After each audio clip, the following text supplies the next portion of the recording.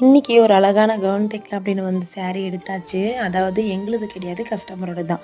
So அந்த பாப்பா வந்து என்ன சொன்னாங்க அப்படின்னா, ஒரு 9 இயர் பேபி தான். ஸோ அந்த பாப்பா வந்து எனக்கு ஹாஃப் saree மாதிரி வேணும். ஆனா இடுப்பெல்லாம் தெரியுது. அவ்வளோ பெரிய பொண்ணு இல்ல.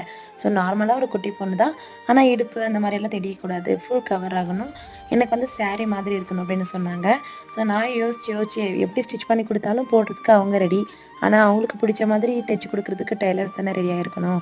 ஸோ அதை யோசிச்சு தான் நான் வந்து அம்ப்ரெல்லா டைப். ஸோ இது வந்து பார்டர் இருக்கிறதுனால நம்ம வந்து மேக்ஸி மாதிரிலாம் கன்வெர்ட் பண்ணுறது வேண்டாம். ஸோ அம்ப்ரெல்லா டைப்பில் நம்ம வந்து ஸ்டிச் பண்ணிடலாம் அப்படின்னு ப்ளீட்ஸ் வச்சுட்டு ஸ்டிச் பண்ணிவிட்டு அதோட மேலே வந்து நெக்குக்கு எல்லாமே டிசைன் கொடுத்து பஃப் ஸ்லீவ்ஸ் வச்சுட்டேன். ஸோ எக்ஸ்ட்ராவாக நமக்கு ஷாலுக்கு எவ்வளோ தேவையோ எல்லாமே கணக்கு பண்ணி நான் வந்து கட் பண்ணி தனியாக அழகாக நம்ம வந்து ஸ்டிச் பண்ணி கொடுத்தாச்சு. அதுக்கு 2 in 1 நமக்கு டாப் வந்து கிடைச்சிது. ஸோ 2 கலரில் இருக்கிற டாப் வந்து கிடைச்சிது. ஸோ ஸ்டிச் பண்ணி ஓரளவுக்கு கொடுத்துட்டோம். இதோட கட்டிங் அண்ட் ஸ்டிச்சிங் வீடியோ வந்து செக் பண்ணி பாருங்கள்.